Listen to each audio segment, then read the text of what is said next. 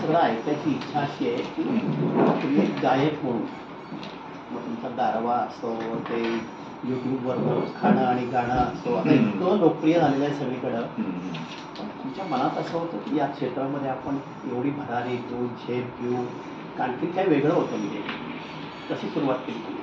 Actually माझं मी पिढी wise पाचवा आहे म्हणजे आमचं गाणाऱ्याचं घराणं आहे ग्वाल्हेर घराणं आहे आणि माझे वडील आजोबा पणजोबा खापर पणजोबांपर्यंत गाणं म्हणजे माझे आजोबा हे इचलकरंजी दरबारात दरबार गवई होते, पणजोबा हे सांगलीच्या दरबारात दरबार गवई होते आणि माझे खापरपण सुद्धा कीर्तनकार होते आणि वडील पण अतिशय टॉप ग्रेड आर्टिस्ट रेडिओचे माधव इंगळे त्यांचं नाव, आजोबांचं नाव केशवबुवा इंगळे आणि पणजोबांचं नाव गुंडूबुवा इंगळे म्हणजे बाळकृष्णबुवा इचलकरंजीकर हे खूप मोठे गायक होते, त्यांचे हे माझे पणजोबा पट्टे शिष्य होते आणि ह्या सगळ्यांचं ग्वाल्हेर घराणं हे चालत आलेलं आहे. तुम्हाला माहिती असेल की क्लासिकलमध्ये वेगवेगळी घराणी असतात, भेंडी बाजार घराणा, किराणा घराणा अशी ती घराणी असतात, त्यातलं आमचं हे ग्वाल्हेर घराणं होतं आणि घरात गाणं होतं पण लहानपणापासून समाऊ काही घरात गाणं शिकवलं गेलं नाही फारसं आणि पण आणि फारच लोकांना म्हणजे घरात कळलं पण नाही की हा मुलगा सुरात गातो म्हणजे काय फार विशेष आहे असं काही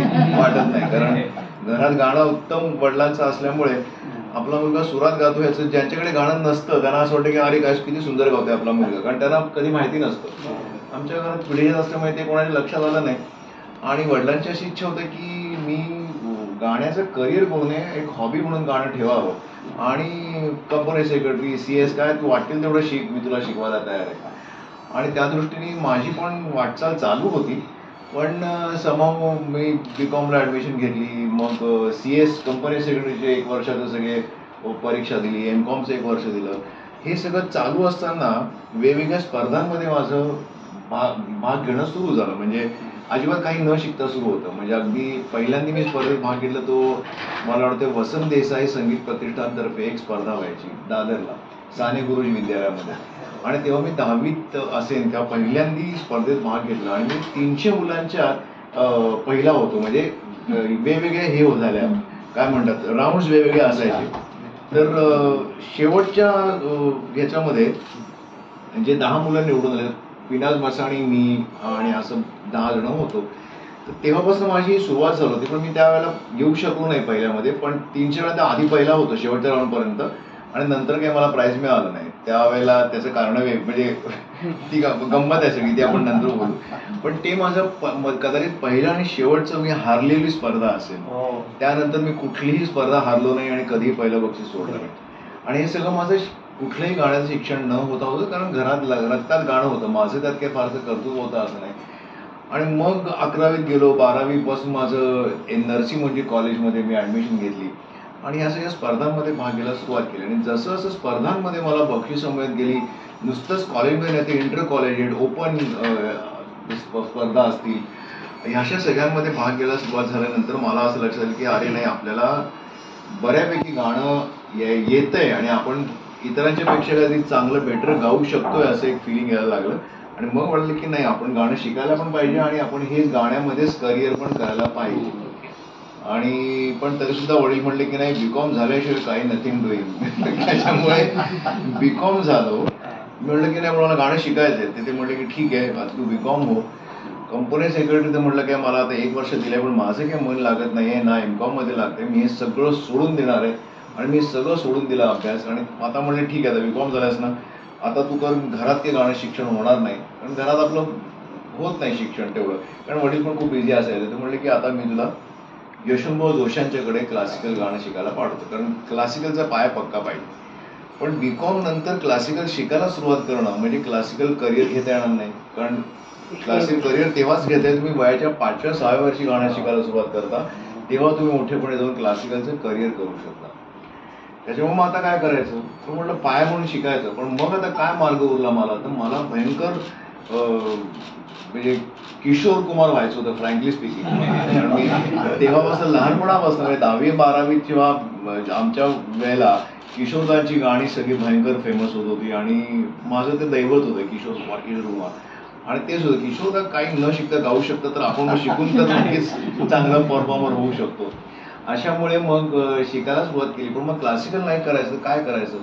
मग मला असं लक्षात आलं की आपल्याला लाईट म्युझिक मधले बरेच प्रकार आहेत. म्हणजे चित्रपट संगीत आहे, भावसंगीत आहे, किंवा गझल गायन आहे, डॉक्युमेंटरीजमध्ये म्युझिक लागतं, जिंगल्स आपण जे जाहिरातींमध्ये आवाज लागतो. मग ह्या सगळ्या गोष्टींमध्ये आपल्याला करिअर नक्की करता येईल. पण मग हे करायचं असेल तर नुसतं क्लासिकल शिकून फायदा नाही, तर आपल्याला ह्या सगळ्या चित्रपट संगीत गाता येईल असं शिक्षण कुठलं आहे, तर ते आहे गझलचं शिक्षण.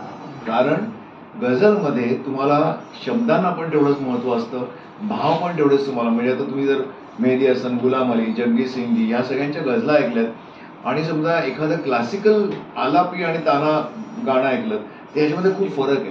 क्लासिकलमध्ये असं होतं की तुम्ही एक बंदिश असते, 4 ओळी असतात, त्या 4 ओळी तुम्ही अर्धा तास त्या वेगवेगळ्या तऱ्हेने गात असता आणि त्याच्यामध्ये जास्त महत्व असतं आलापी, ताना, सट्टे ह्या सगळ्या गोष्टींना महत्व असतं.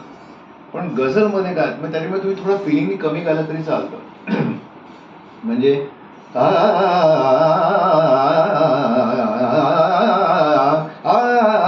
असं ताना आणि सट्टे करून तुम्ही गाता. पण गझलमध्ये तुम्हाला गझलची म्हणजे गायकीची तयारी याला म्हणतात. थोडीफार क्लासिकल बॅकग्राऊंड तयारी पण पाहिजे, पण तेच तुम्हाला भावपूर्ण, कारण गझलांचे शब्द इतके महत्वाचे असतात की तुम्हाला ते भावपूर्ण तऱ्हेने लोकांपर्यंत सादर करतात. म्हणजे तुम्ही समजा आज जाने की जिद ना करो असं गायला तर नाही आवडणार, पण आज जाने की जिद ना करो, हाय मर जाएंगे हम तो मिट जाएंगे, ऐसी बातें किया ना करो, आज जाने की जिद ना करो. टाळ्या वाजू शकतो. सो आम्ही एकदम भारावून गेलो. तर हा जो फरक आहे, तर मला असं वाटलं की गझल मध्ये क्लासिकल आणि भावसंगीत याचा दुवा म्हणजे गझल आहे. पण ज्यात तुम्हाला दोन्ही तितकंच महत्वाचं आहे. शब्दोच्चार असतील, भावना असतील आणि तितकीच क्लासिकलची तयारी. म्हणजे अतिशय उडतं गाणं गायला आणि एक आज जाने की जिद ना करो किंवा रणजीतचं हे गाणं, याच्यामध्ये तुम्हाला थोडं तरी क्लासिकल तयारी पाहिजे. म्हणून मग मला माझ्या वडिलांनी सांगितलं की ठीक आहे, मग तुला आता लाईट म्युझिक पण शिकायला पाहिजे. मग काय करायला पाहिजे, तर मला तरी मग के महावीरजी यांच्याकडे पाठवलं, जे अरुण दाते, छाया गांगुली, रंजना पेठे या सगळ्यांचे गुरु होते. लताबाईंनी त्यांची गाणी गायली होती. अतिशय 4 सुंदर गझला महावीरजींच्या त्यांनी गायल्यात. आंख से आंख मिलाता क्या है म्हणून एक त्यांची अतिशय सुंदर गझल लताबाईंची आहे. तर मग त्यांच्याकडे मी शिकायला सुरुवात केली आणि त्याचा मला खूप जास्त फायदा झाला. काही वर्ष त्यांनी शिकल्यानंतर आणि ती शिकत असताना माझं मग सगळा हा बाकीचा प्रवास म्हणजे जो स्ट्रगल म्हणतो त्याला, कारण शिकण्याचं म्हणजे बीकॉम नंतर म्हणजे पहिली 3-4 वर्ष शिकण्यात गेली. मग त्याच्या पुढे ऍक्च्युअल मग चित्रपट संगीताकडे प्रयत्न करणं या सगळ्या गोष्टी पुढे सुरू झाल्या. आणि मग राजकुमार रिझवींच्याकडे मी शिकलो. महावीरची वारल्यानंतर पुढे काय करायचं मला वाटलं की राजकुमार रिझवी पण अतिशय, कारण ते मेहदी हसनचे नातेवाईक पण होते आणि मला मेहदी हसन साहेबांचं प्रचंड अट्रॅक्शन होतं, त्यांच्या गायकीचं प्रचंड अट्रॅक्शन होतं. म्हणजे आम्ही मुळातच 12वी-13वी मध्ये जेव्हा पाकिस्तानातून त्या तबकड्या यायला लागल्या, तेव्हा आपल्याकडे कॅसेट्स आणि तबकड्या, आता सगळं काय डिजिटल पेनड्राईव्ह आणि काहीच माध्यम नव्हतं. तर मग तेव्हा आमच्याकडे रेकॉर्ड प्लेअर होता. त्या रेकॉर्ड प्लेअरवर मी ती पहिली तबकडी ऐकली. पहिली गझल होती, बात करनी मुझे मुश्किल कभी ऐसी तो नथी, नंतर 4 अशी गझला होत्या. आणि ते ऐकल्यापासून मला वाटलं की अरे नाही, आपण गझल तर शिकायला तर पाहिजेच, पण गझल परफॉर्म पण करायला पाहिजे. तर असं माझं हे गझलचं शिक्षण पॅरलली आणि साईड बाय साईड किशोरदाची गाणी ऐकणं, लताबाईंची गाणी ऐकणं, आशाबाईंची गाणी, या सगळ्या दिग्गजांची गाणी ऐकणं. आणि त्यातनं पण म्हणजे हे प्रत्यक्ष न शिकलेले सगळे माझे गुरु आहेत. प्रत्यक्ष शिकलो मी या 3 गुरूंच्याकडे, राजकुमार रिझवी, के महावीरजी आणि यशवंतभाऊ जोशी. आणि आता घरी पण रियाज चालायला तेव्हा वडील मला काही नाही ते सांगायचं, तू असं कर तसं कर. रियाज कसा करावा हा मला वडिलांनी घरी शिकवला. आणि मी लहानपण माझं गेलं कलकत्त्याला. त्याच्यामुळे कलकत्त्याला माझे वडील, आम्ही महाराष्ट्र समोर राहायचो, समोरच महाराष्ट्र मंडळ, त्याबरोबर समोरचं घर आमचं होतं. त्याच्यामुळे आणि वडील माझे गायक असल्यामुळे जेवढे म्हणून महाराष्ट्र मंडळात मुंबईहून दिग्गज गायक यायचे, म्हणजे भीमचंद जोशी असतील, कुमारजी असतील, किशोरीताई असतील, या सगळ्यांची गाणी वडील तिकडे ऑर्गनाईज करायचे. आणि तेवढ्या त्या लहानपणापासून त्या सगळ्यांची गाणी कानावरनं गेलेली होती. हे पण एक शिक्षणाचा भाग असतो की तुमच्या लहानपणात जे तुमच्या कानावरनं जातं.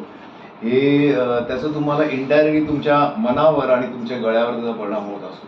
त्यामुळे तोही मला एक फार ॲडव्हान्टेज मिळाला की अतिशय उत्तम गायकांची, क्लासिकल गायकांची गाणी मला ऐकायला मिळाली. सो असा सगळा माझा हा प्रवास चालू होता. आणि मग ॲक्च्युअल शिक्षण झाल्यानंतर माझा ज्याला आपल्या फिल्मी इंडस्ट्रीमध्ये स्ट्रगल म्हणतो, तो स्ट्रगल सुरू झाला. आता तुम्ही काहीतरी प्रश्न विचारला तर मी माझं मी असं 2 तास बोलू शकतो. पण तुम्ही म्हणाल की कलकत्त्याला तुम्ही होतात, तर तुम्हाला रवींद्र संगीताचा तुमच्यावर परिणाम? खूप म्हणजे इनफॅक्ट मी गारवातली जर गाणी नीट ऐकली तर अगदी छान प्रश्न तुम्ही विचारला. कारण गारवामधली जेवढी म्हणून गाणी आहेत तर आता तुम्ही सगळी तुम्हाला लक्षात नसतील, कारण यावर्षी गारवाला 25 वर्ष पूर्ण झाली आणि अजूनही लोकांना ते गाणं आवडते. हे माझं भाग्य आहे. आणि तर गारवातली गाणी जी आहेत ती तेव्हा ना कलकत्त्याला माझं बालपण गेलं जेव्हा, तेव्हा रवींद्र संगीत होतंच, पण त्याच्या व्यतिरिक्त आपल्याकडे जसं भावगीता प्रकार होता, म्हणजे बाबूजी निघाली, अरुंधत्या निघाली, किंवा ह्या सगळ्यांची जी भावगीता आली, तशी त्यांच्याकडे आधुनिक गान, बंगालीमध्ये गाणला ते गान म्हणतात, तर आधुनिक गान नावाचा प्रकार सुरू झाला. आणि तिकडे हे हेमंत कुमार असतील आणि मुखर्जी म्हणून शानचे वडील, शान गायक आणि त्याचे वडील, त्यांची खूप छान गाणी येत होती. आणि ते रवींद्र संगीतापेक्षा थोडंसं वेगळं होतं. कारण आपल्याकडे असं झालं की ते रवींद्र संगीत हे थोडंसं क्लासिकल बेस आहे. अतिशय उत्तम त्यांनी कंपोज, रवींद्रनाथ टागोरांनी जवळजवळ 2500 गाणी स्वतः कंपोज केली आहे, स्वतः लिहिली आहेत आणि त्याचं नोटेशन काढून ठेवलेलं आहे. एवढं प्रचंड काम त्यांनी करून ठेवलेलं आहे. आता त्याचा जो उदाहरण तुम्हाला ऐकवतो मी ते की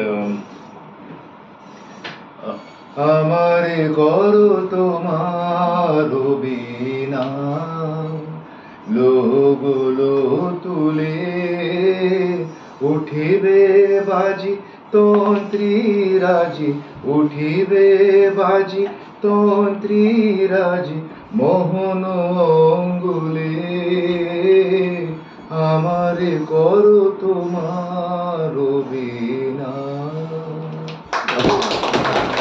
किंवा त्याची दुर्गा मातेवर बरीचशी गाणी आहेत की बड आशा कोरी यशची बुकाचे डेकेला, म्हणजे मी खूप आशा करून तुझ्या पायाचरणी आलोय असं ते म्हणतात.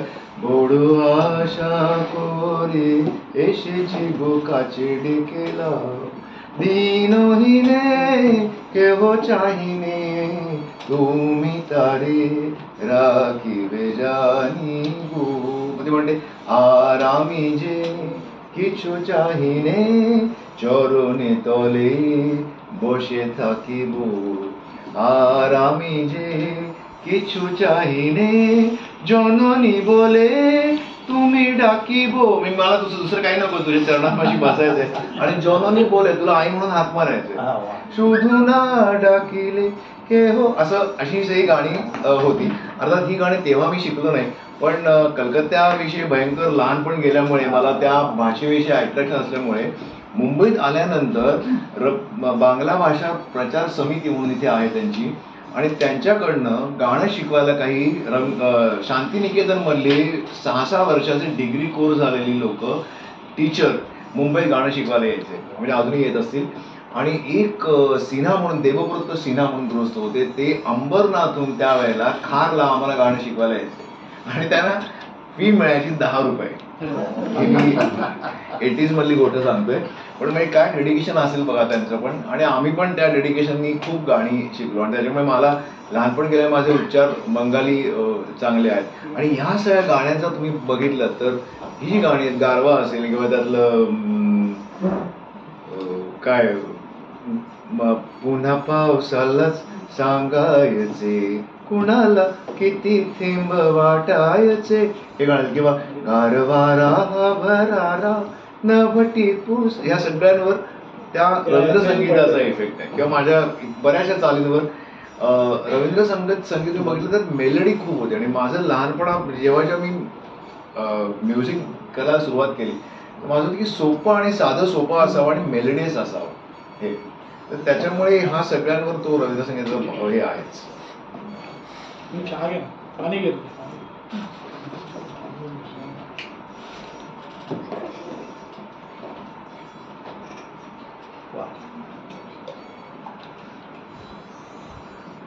किती वर्ष कलकत्त्यात?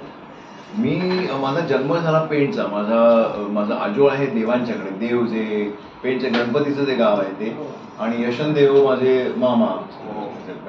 देव आळी म्हणून तिकडे आळी आहे, तिथे माझा जन्म झाला. जन्म झालेल्या 6 महिन्यात असताना मी कलकत्त्याला गेलो, कारण माझे वडिलांना कलकत्त्याला बिर्ला हायस्कूलमध्ये म्युझिक टीचर म्हणून होते ते.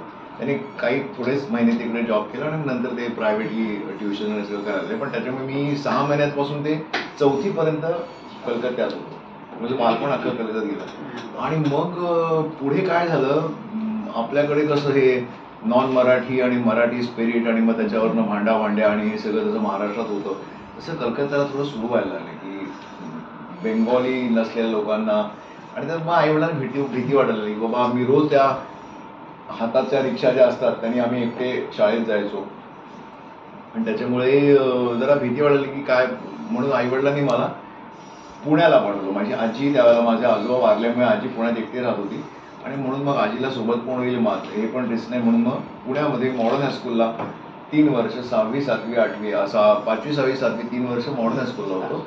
आणि मग आईवडील पण सोडून सगळं कलकत्त्यातल्या सोडून मुंबईला शिफ्ट झाले, आणि 8वी पासून मग मी इकडे आलो. BPM खारला एक शाळा आहे, त्याच्यामध्ये सुरेश वाडकर, उमेश कामत, अजिंक्य देव, ही सगळे BPMची स्टुडंट्स आहेत, त्यातलाच मी एक आहे.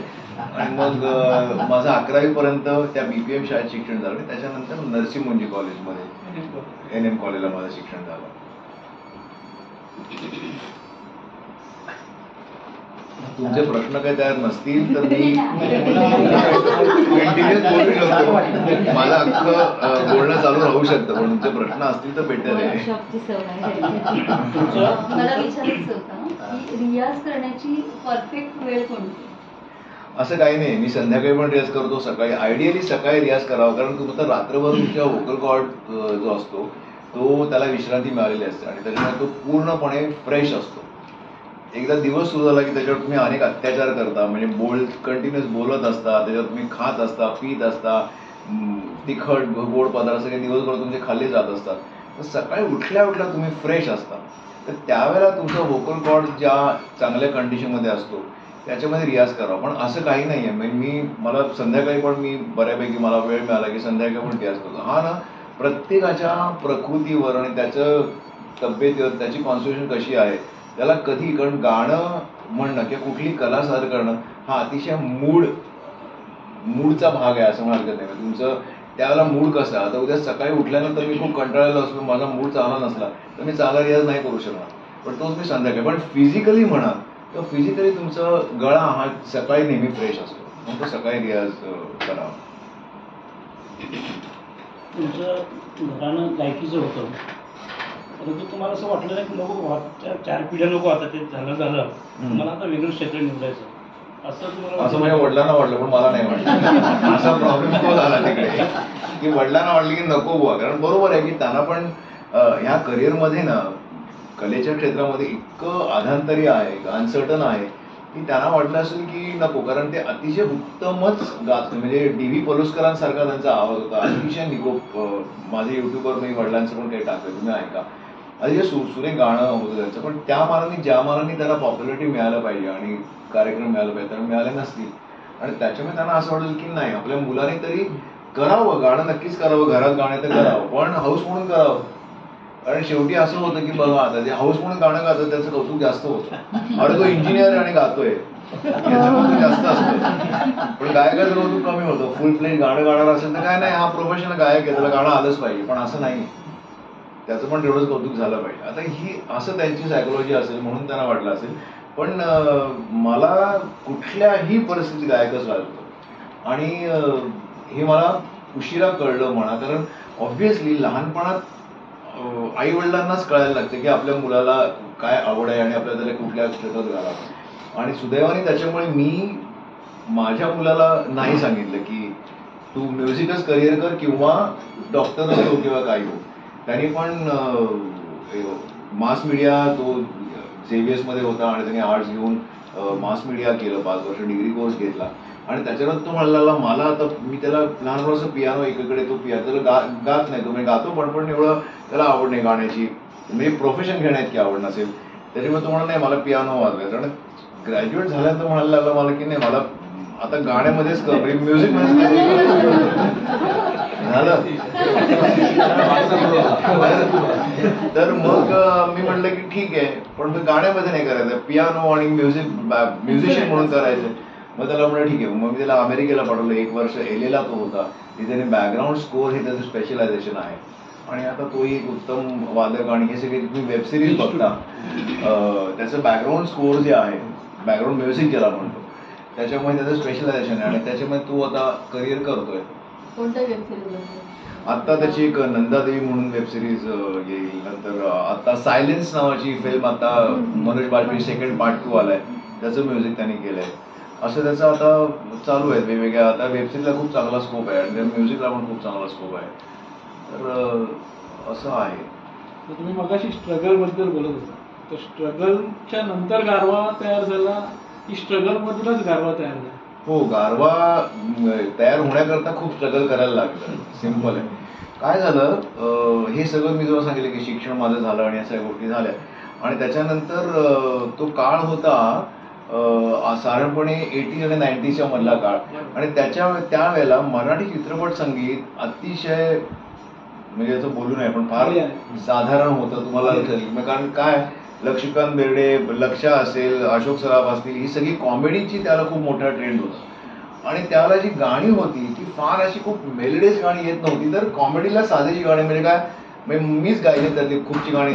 प्रीतीची लॉटरी फुटले, नवरीला नवरी भेटले, अशी गाणी येत होती. आणि 4 गायक, मी गातोय, आम्ही एका स्टुडिओमध्ये 4 गायक, म्हणजे 4 हिरोईन्स, 4 हिरो.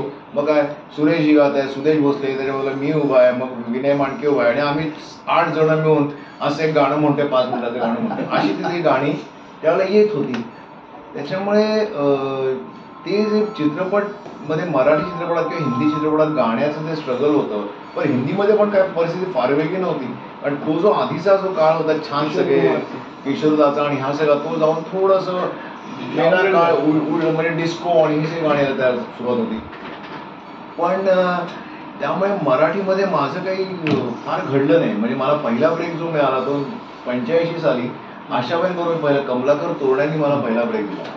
आणि लक्ष्मीकांत बेर्डेचा तो पहिला किंवा दुसरा पिक्चर असेल आणि ते गाणं पण पावसाचंच होतं. गारवा पावसाचं आहे, तेव्हा गारवा नंतर झाला, पण ये रे रे पावसाळा, ते गाणं आशाबाईं बरोबर माझं बॉम्बे लॅबमध्ये ते पहिल्यांदा रेकॉर्ड झालं त्याच्यात. पण पहिला ब्रेक मला जो मिळाला तो आशाबाईं बरोबर होता.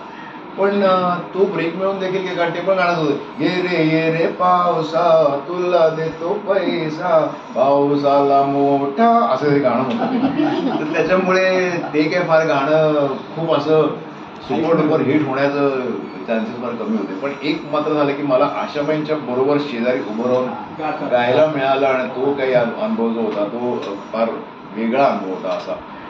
पण त्यानंतर पुढे फारसंही घडलं नाही. गात होतो मी चित्रपट, जवळजवळ मला वाटते 25-30 चित्रपट गायले, पण आत्ता मला विचारलं तर मला त्यातलं एकही गाणं तुम्हाला सांगता येणार नाही. आणि पॅरली माझं हिंदीत स्ट्रगल सुरू होतं.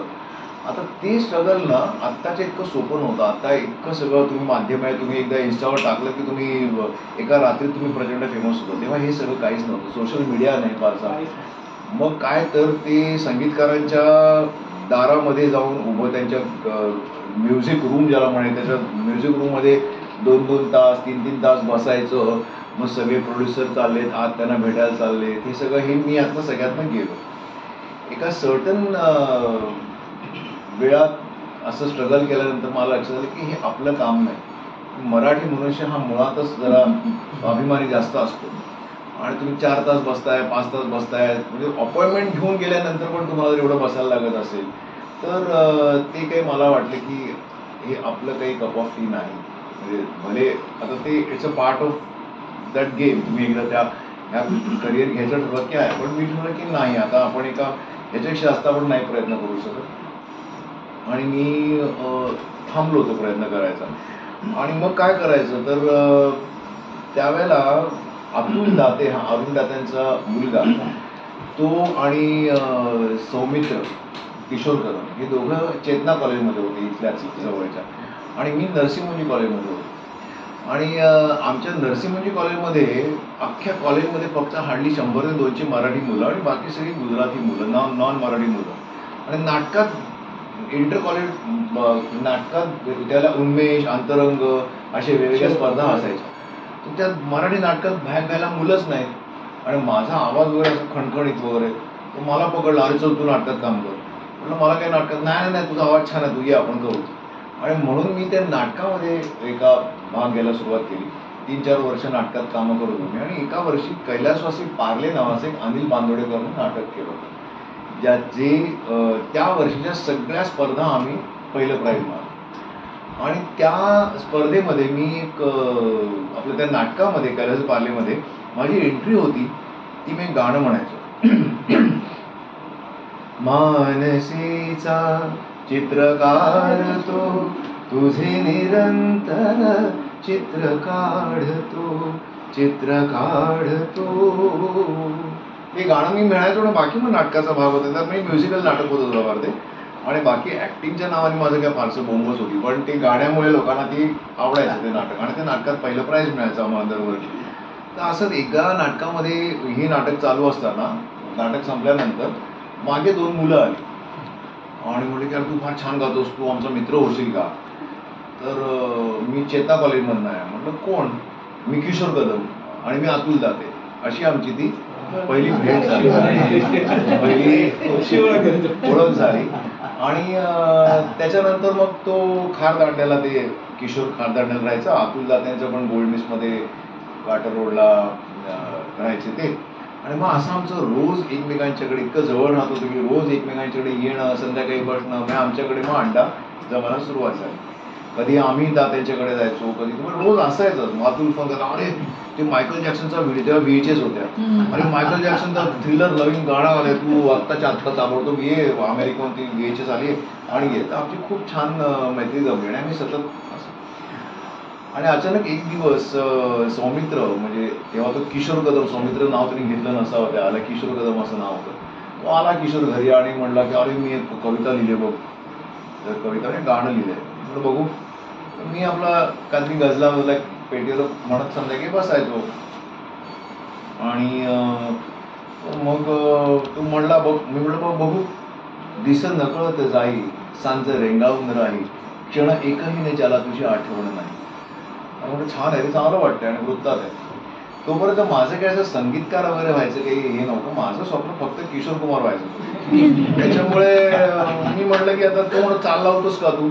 म्हटलं अरे मी असं कधी चालली काय लावली नाही, मी आपलं रियाज करतो, गजला म्हणतो, हे सगळं ना बघ ना म्हटलं बघू.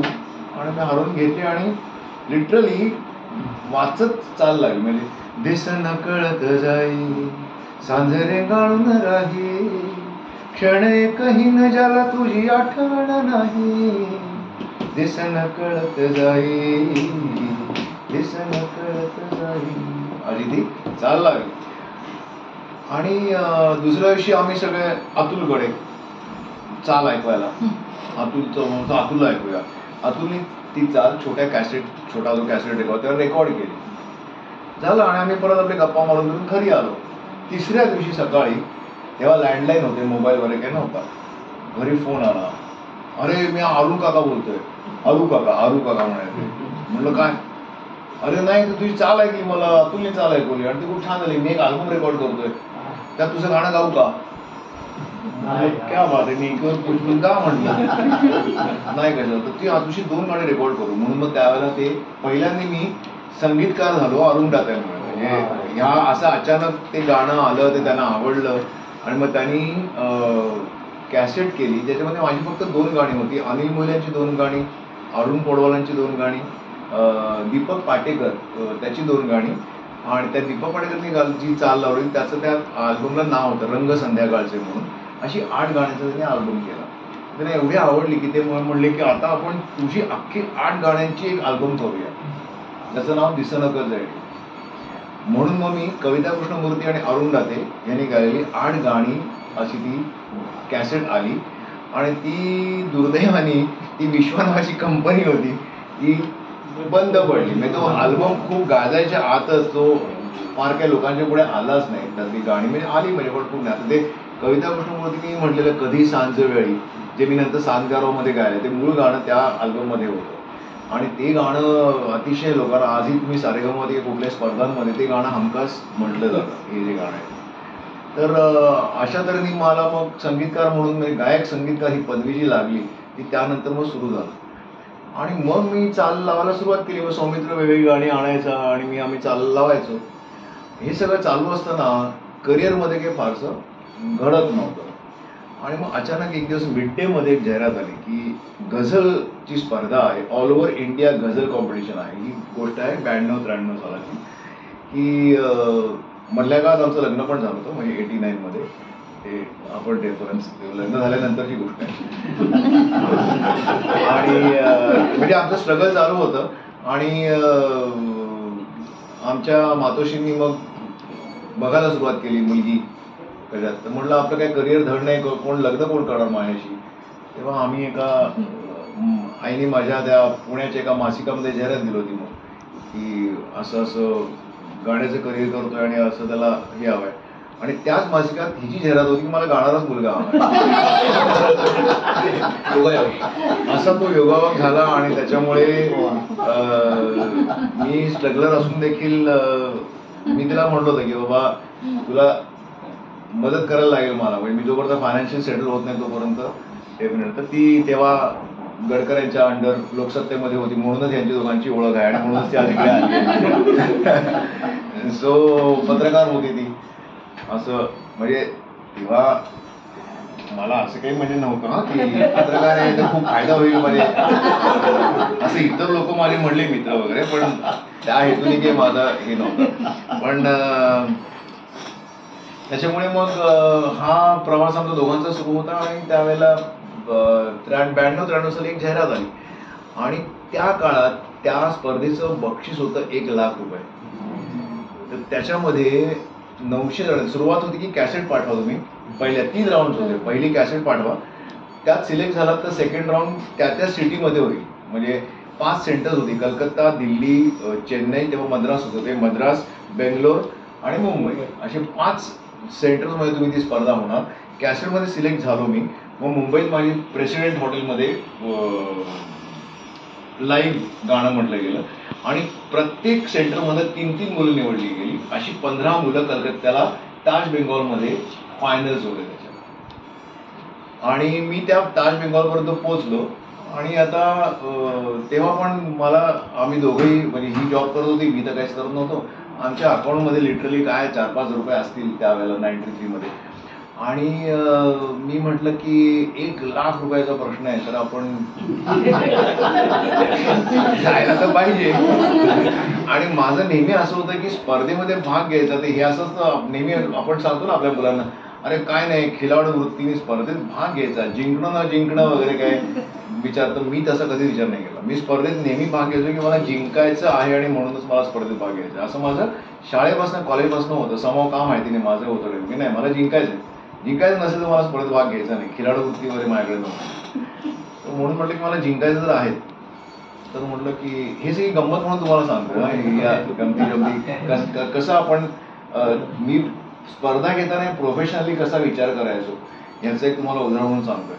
तर त्यांनी आम्हाला 3,000 रुपये दिले होते. कलकत्त्याच्या जे हे होते ऑर्गनायझर होते, त्यांनी असं की तुमचा जाण्या येण्याचा खर्च तुम्ही ट्रेननी या काही करा आणि 3,000 रुपये घ्या, राहणं तुम्ही करा, स्पर्धेमध्ये भाग घ्या, जिंकलात तर 1 लाख रुपये, दुसरं प्राईज 50,000, तिसरं प्राईज 25,000. तर म्हटलं गेला बाजार 25,000 कुठेच नाही गेला. मी बऱ्यापैकी पुढे जिंकलो होतो ना, तिकडे पण पहिला झालो होतो या मुंबईतल्या याच्यात. तर म्हटलं चला जाऊया. 25,000 रुपये म्हणजे कुठल्या प्रकारे मिळणारच ना आपल्याला असं गृहीत धरून म्हटलं आपण जाताना विमानाने जाऊया. त्यावेळेला ट्रेनने 2 दिवसाचा 2 रात्रीचा प्रवास असायचा. आता सुद्धा आहे पण एवढ्या फास्ट ट्रेन नव्हत्या. तर म्हटलं 2 रात्री प्रवास करणार, आपण दमणार, तर एवढा परफॉर्मन्स कसा करणार जिंकून. तर म्हणून मी सरळ विमानाचं तिकीट काढलं, येतानाचं ट्रेनचं तिकीट काढलं. म्हणजे 1% 25,000 रुपये नाही मिळालं तर काय, तर पैसे कुठे आहे. म्हणून मी ट्रेनचं तिकीट काढलं आणि म्हटलं आपण येताना ट्रेननी येऊ. आणि सुदेश भोसले नेमका माझ्या विमानात होता, माझ्या बाजूलाच. तेव्हा ओळख झाली कारण आम्ही एकत्र गाणी म्हणलो देतो परत थोडीशी. तर हे पण जस्ट तुम्हाला एक गंमत म्हणून, आणि किती छान लोक भेटतात आपल्याला प्रवासात आपल्या याच्यात. तर मग त्याला मी सगळी स्टोरी सांगितली. म्हटलं मी अशी स्पर्धा आहे आणि 1 लाख रुपये प्राईज आहे, मी चाललोय, आणि म्हटलं की आता जाताना विमानाने येणार, येताना की विमानाने येणार नाही, प्राईज मिळालं तर नक्की विमानाने येणार, नाहीतर मी काही विमानात तिकीट काढलं नाही, मी हैदराबाद तिकीट काढेन. तर त्यांनी काय म्हणावं की नाही नाही, हे बघ तुला मिळालं नाही मिळालं तरी मी तुझं तिकीट काढेन, येताना माझ्यावरती विमानाने ये. हे त्यावेळेला सुदेश नाही, कारण त्यावेळेला त्याला तो आणि त्याचं गाणं रिलीज झालं होतं आणि त्याला म्हणजे काहीच्या काही त्याला शोज करत होता तो. पण हा स्वभाव असतो, असं म्हणणं एखाद्याने हे खूप छान असतं. आणि मी गेलो आणि स्पर्धेची वेळ झाली, सगळे भेटले इतर 15 स्पर्धक. आप कैसे आए, आप कैसे आहे, मैं कैसे आहे, कोण दिल्लीहून आलाय ट्रेननी, हाँ 2 दिन हम लोग म्हणजे प्रवास करून आलोय, हे ते. म्हणजे मैं प्लेन से आया हूं. आणि त्याचा मला फायदा झाला आणि मला पहिलं प्राइज मिळालं. 1 लाख रुपये घेतल्यामुळे ऑब्व्हियसली मी विमानाने चालू. मग तर हा सगळा रेफरन्स आणण्याचा उद्देश असा की मग या 1 लाख रुपयाचं करायचं काय. म्हणून मग ठरलं की आपण एवढं स्ट्रगल करतोय तर आपण स्वतःच आता खर्च करावा आणि एक अल्बम तयार करावा. आणि म्हणून मग ती ही गारवातली गाणी आणि ही सगळी जी कंपोज केली, ही गाणी मी कंपोज करून स्वतः खर्च केला. आणि माझं पहिलं असं नव्हतं की कोणाकडनं काही म्युझिशियन्स असतील, काही असेल, स्टुडिओ असेल, कोणाकडे फुकट मागायचं नाही. मला मदत करा, मला फ्री करा, कन्सेशन देऊ शकतो की बाबा मी अजून काही विकत नाही हे तर मला तुम्ही. पण मी त्यामुळे ते रेकॉर्डिंग केलं तेव्हा सुद्धा मी सगळ्यांना प्रॉपर पैसे देऊन रेकॉर्डिंग केलं, कारण माझ्याकडे पैसे होते ते द्यायला. आणि ही 93-94 सालची गोष्ट आहे. ते रेकॉर्ड केलं आणि मी सगळीकडे तो कॅसेट घेऊन सगळ्या म्युझिक कंपन्यांकडे जायला लागलो. आणि तेव्हाच तुम्ही म्हटलं तसं की जी गाणी येत होती त्याच्यामुळे तेव्हा सगळी ती पोपट आणि बिलायची नागिन निघाली, प्रायव्हेट गाणी पण ही सगळी अशीच होती. आणि माझी गाणी नेमकी ही सगळी मेलोडियस रवींद्र संगीतासारखी तुम्ही जे म्हणलात तशी मेलोडियस गाणी केली मी. तर आता काय करायचं, मग सगळ्या झाडून व्हिनस असेल, हे असेल, ते असेल, सगळ्या टिप्स असेल, या सगळ्या कंपनीकडे नाही साहब, पर तिकडे मराठी कोणीच नाही. ये गाना चलेगा नहीं साहब, ये कौन सुनेगा आपका गाना, ये तो अभी आपका कोई सुनेगा ही नहीं गाना, तो हम लोग नहीं कर सकते. शेवटी एक कंपनी, मी नाव नाही सांगत, पण त्या कंपनीमध्ये मी गेलो शेवटचा म्हणून प्रयत्न करू. आणि म्हणलं हे करा. तर मी म्हणलं अहो तुम्ही रिलीज तर करा, मला पैसे देऊ नका, रॉयल्टी द्या फक्त, जेव्हा विकली गेली तर पैसे द्या. तर म्हणले नाही साहेब, पण ही आम्ही जे तुमचं कॅसेटचं प्रोडक्शन करणार त्या प्रोडक्शनचा खर्च आमचा नाही निघाला तर तो खर्च कोण करणार, तो तुम्ही देणार का. म्हटलं आता मी अख्खा अल्बम करून दिलाय, मी ते कसं देणार तुम्हाला. आणि मी बाहेर पडलो आणि मला रडायला आलं. मला आपली काय किंमत आहे ना की ह्या गाण्यांची एवढी वाईट किंमत आहे की समोरचा मनुष्य रॉयल्टी घेऊन पण तयार, रॉयल्टी द्यायला पण तयार नाही, फुकट द्यायला पण तयार नाही. आता ह्याच्यापुढे मी कुठल्याही कंपनीला भेटणार नाही. आणि मी ती कॅसेट, त्याला ना डॅट होती, मास्टर म्हणून डॅट घ्यायची ती डॅट, तुला माहिती असेल तर ती डॅट होती माझ्याकडे ती. तर मी ती डॅट अशी कपाटात ठेवली आणि बंद केलं कपाट. म्हटलं आता ज्या दिवशी मला कोणीतरी विचारेल की तुझ्याकडे काही गाणी तू तयार केली आहेस का, तेव्हा हे मी कपाट उघडेन. आणि त्याला 4 वर्ष लागली असा प्रसंग यायला. आणि 97 साली बडजात्याच्या ऑफिसमधून मला फोन आला, राशी की हम लोग एक म्युझिक कंपनी आहे. तो ओळखत होता माझ्या वडिलांमुळे, रजत बडजात्या, ते आता नाही आहे, तो वारला. तो साधारणपणे माझी ओळख होती एक टेंटेटिव्हली. आणि म्हणून त्याचा फोन आला, मिलिंद जी आपके पास कुछ है क्या, हम लोग एक म्युझिक कंपनी खोलना चाहते हैं. तो म्हणा है. म्हणलं है. मग तर मला परत प्रॉब्लेम आला. म्हटले मराठी गाणी केली आहेत, आता ह्याला हिंदी, ह्याला मराठी गाणी कळणार नाही तर काय करावं. पार्ल्यातच एक बझीन नावाचा स्टुडिओ आहे. तर गारवमध्ये अजून एक गाणं आहे, झाडाखाली बसलेले कोणी कोठे रुसलेले चिंबमणी आज पुन्हा, ते गाणं. तर मी काय केलं, तर माझ्या ट्रॅक होताच त्याचा. मी त्या स्टुडिओत गेलो, स्वतःच एक शब्द लिहिले डमी, छुई सी तुम लगती हो, फूलों जैसी हस्ती हो, जिस दिन से देखा है तुम मेरी सांसों में दिल में रहती हो. असं फक्त एवढं रेकॉर्ड केलं आणि अंतरा पण काहीतरी डम्मीच लिहिलं सगळं. आणि म्हटलं ॲटलिस्ट ह्याला काहीतरी कळेल, मराठी गाणं आहे. तर मी सांगेन त्याला की बाबा मी असं मराठी जाऊन तुझ्याकरता कळावं हिंदी. ते गाणं घेऊन गेलो आणि गारवा मराठीतच ठेवलं मी गाणं. तर ते गाणे 2 ऐकवले आणि तो पहिला आयुष्यातला पहिला मनुष्य होता नॉन मराठी असून बोला साहब ये गाणे बहुत अच्छे हैं. आणि तर म्हटलं मग करा, घ्या रेकॉर्ड, सीडी करा तयार आणि माझा रिलीज करा. मी तर किती वर्ष थांबलोय. नहीं साहब, मगर हम लोग बढ़ जाती है तो हम लोग इंटरनेशनली जाएंगे और हम लोग हिंदी में एल्बम करना चाहेंगे आपका. आप कंपोजर बहुत अच्छे हो, तो आप अब ऐसा करेंगे, ये गाना हिंदी में आप सब कंपोज करो. तू मला नवीन सगळी गाणी परत कंपोज करायला सुरुवात कर आणि मग आपण तुझा पहिल्यांदा हिंदीमध्ये अल्बम रिलीज करू, जो ये हे प्रेम नावाचा अल्बम आहे. त्यात हे 24 गाणं होतं आणि 10 गाण्यांचा आम्ही अल्बम रिलीज केला. तर म्हटलं ठीक आहे. मग परत माझं स्ट्रगल सुरू झालं. रोज यायचं घरी, गाणी हिंदीमध्ये डमी आपण शब्द लिहायचे आणि गाणी अशी मी त्याला वर्षभर 30 गाणी ऐकवली करून, वेगवेगळी गाणी हिंदीमध्ये केली आणि ऐकवली. हे करत असताना मधनं तुम्ही त्याला गारवा कधी करणार, मग तू काय करणार. कारण गारवा करता एवढं मी कष्ट आणि स्ट्रगल केलं होतं. तर तो म्हणतोय अरे तुझं हिंदीमध्ये इंटरनॅशनल मी रिलीज करतो, तू कुठे गारवाच्या मागे पडलायस. तर म्हटलं नाही मला गारवा रिलीज करायचं. मग शेवटी त्यांनी ती 30 गाण्यांपैकी 10 हिंदी गाणी सिलेक्ट केली आणि म्हटलं आता ही गाणी आपण अल्बम, मस्त अल्बम झालाय, हा आपण रिलीज करू. आणि मग म्हटलं गारवाचं काय. मग म्हटलं की 3 महिन्यानंतर मी तुझा हा पण अल्बम रिलीज कर. कारण त्यातली गारवाली 2 गाणी मी हिंदीत देऊन बसलेलो. आता म्हटलं परत दुसरी कंपनी कोणी घेणार नाही ही गाणी. आणि गारवा मला सगळ्यांनाच गाणं तेव्हा खूप आवडायचं. मी घरी कोणालाही गाणं ते ऐकवायला सुरू म्हणायचं, अरे काय मस्त गाणं, म्हणजे रिलीज का होत नाही. म्हटलं नाही होते, काय करणार. आणि मग तेव्हा तो म्हणला साहब मैं आपको कमिटमेंट देता हूँ कि आपका ये अल्बम रिलीज होने दीजिए, उसके बाद 3 महीने के बाद 3-4 महीने में आपका मैं गारवा रिलीज करूँ. आणि म्हणून 17 एप्रिल 98 साली हिंदी अल्बम रिलीज झाला आणि 23 जुलै 98 साली त्यांनी गारवा रिलीज केला आणि बाकी पुढची हिस्ट्री. अशी ती गारवाचं ते स्ट्रगल तुम्हाला जे होतं, ते स्ट्रगलची एवढी मोठी स्टोरी जी ऑलरेडी सगळ्यांना माहिती आहे. ॲक्च्युली सगळीकडे ही सांगून झाली आहे, पण तुम्हाला नव्याने त्यातल्या गमती जमती सांगायला गंमत. मॅडमला प्रश्न विचारायचा की गायक मुलगा हवाय हे कुठून आलं, म्हणजे काय तुम्हाला एवढं गायकच हवा होता. खरं सांगायचं तर मला पण गायकच व्हायचं होतं. शाळेत असताना मला माझे वडील गायचे, चांगला होता आवाज. ते प्रोफेशनल गायक नव्हते पण आवाज चांगला होता. माझा भाऊ तबला वाजवायचा, म्हणजे अजूनही म्हणजे हाऊस म्हणून वाजवतो. आणि माझी वहिनी गाते, म्हणजे तिच्या मुली भाच्या सगळे आमच्या घरात गाण्याचं आहे, म्हणजे पण हाऊस म्हणून, म्हणजे प्रोफेशन म्हणून नाही. पण मला पण वेड होतं गायचं, मला गायचंय. मला आवाज तेवढा गाण्याचा नव्हता. तर मी हार्मोनियम शिकायला सुरुवात केली. मी 9वी 10वीत असताना हार्मोनियम शिकायला सुरुवात केली आणि मी प्रॉपर गाण्याच्या म्हणजे 4 परीक्षा दिल्यात. मी एकही दिलेलं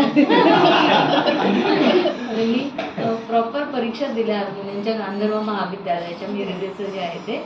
आणि माझं कॉलेज आणि एकीकडे चालू होतं, पण मला गाण्याची प्रचंड आवड होती. त्याच्यामुळे मी सतत रेडिओ, तेव्हा रेडिओ टेप रेकॉर्डर सतत ऐकत असायचे वेगवेगळी गाणी. मी असे, माझी तर डायरी होती गाण्यांची, गाण्यांच्या नोंदी करून ठेवायची की ही आर डी बर्मनची गाणी, ही एस डी बर्मनची, मला आवडलेली कुठली नंबर 1, असं इतकं मला त्याचं पॅशन होतं. पण गाणं म्हणजे गाता येणार नाही हे मला एका पॉईंटला कळलं होतं की आपण की आता, कारण तेव्हा माझं ऑपरेशन पण झालं, टॉन्सिलचं ऑपरेशन झालं. मग माझ्या त्या आधी मी गाणं शिकायला सुरुवात केली होती, पण मग त्या माझ्या ज्या गाण्याच्या बाई होत्या त्या म्हणाल्या की तुला आता गाता येणार नाही आहे, तुझं ऑपरेशन झालं, तू असं कर, तू पेटी शिक.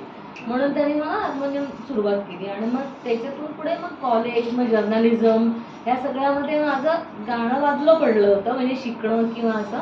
पण मनात आवड होतीच, म्हणजे त्यामुळे मी जेव्हा लग्नाचे विषय लिहायला लागले घरात, तेव्हा असं होतं की मला गाणारा तिला पण खरं किशोर कुमारच लग्न करायचं होतं. पण ते काय जमणार नव्हतं म्हणून शेवटी माहिती करायला वयात एवढा डिफरन्स होता की म्हटलं पण त्याला चाललं असता, त्याला काय प्रॉब्लेम नव्हता. म्हणजे मला तेव्हा मला पण भयंकर किशोर कुमार आवडायचा. आणि तो वयाने खूप मोठा आहे, मग अमित कुमार कसा आहे आपल्याला, असंही मी विचार केला होता गमतीने. पण काही कॉन्टॅक्टच नाही, या इंडस्ट्रीशीच काही कॉन्टॅक्ट नाही.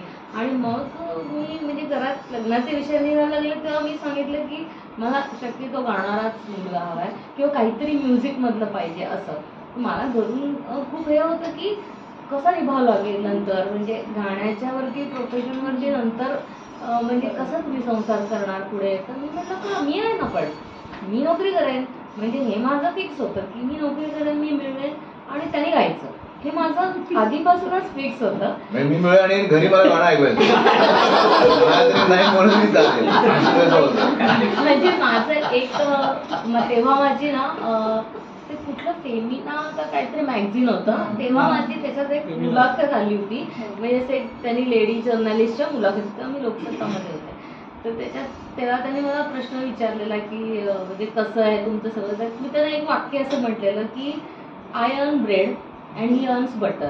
बटर मिळालं तर बटर लावायचं ब्रेडला, नाही मिळालं तर नुसता ब्रेड खायचा. फिक्स होतं. त्याच्यामुळे मी पहिल्यापासून ठरवलेलं होतं की गायकच त्याच्याशी, आणि मग जो काही लागेल तर लागेल, निभाव बघू आपण. पण लकीली त्याचं सगळं पुढे चांगलं करिअर सुरू झालं आणि एका पॉइंटला मीच नोकरी सोडली. पत्रकारितेची चांगली नोकरी मी सोडली, ती माझ्या मुलासाठी मी सोडली ॲक्च्युली. पण म्हणजे त्याचं करिअर चांगलं सुरू झाल्यामुळे मी नोकरी केलीच पाहिजे अशा ह्याच्यात तेव्हा नव्हतं, आणि मुलगा लहान होता. सो तिथे माझं ॲक्च्युली पत्रकारितेचं करिअर थांबलं. पण गाण्याचं जे पॅशन तुम्ही प्रश्न विचारला तो अशा त्याचं बॅकग्राऊंड होतं. गाणं लिहिता पण का? पण मी नाही लिहित वगैरे नाही. तुम्ही त्यांच्यासाठी गायलेलं पहिलं गाणं? मी लग्नात लग्नात गायला मी ते गाणं. ते माझंही आवडतं गाणे. ते म्हणजे माझं हे जेव्हा सगळं चालू होतं तेव्हा मी सुधीर गाडगीळ आणि अरुण कागतकर यांनी ते मंतरलेल्या चैत्रबन नावाचा कार्यक्रम होता. त्याच्यानंतर त्यांनी अजून एक कार्यक्रम सुरू केला होता, आठवणीतली गाणी नावाचा. तर त्याच्यामध्ये मी ही 2 गाणी गायचो, मानसा चित्रकार होतो आणि शिवरामी सरदार. त्याच्यामुळे ते मला गाणं पहिल्यापासून येत, मी आधीच कॉलेजमध्ये म्हणत होतो मी, तरी मग ते गाणं मला येत होतं. तेव्हापासून ते गाणं मी म्हणायचो त्याच्यावर. आणि तुम्ही गारवा तुमच्या काय बघितलं 25वा प्रयोग, त्याकडे झलक आपण आहोत गाणी आतापर्यंत गाणी काय केवढी गायली मी.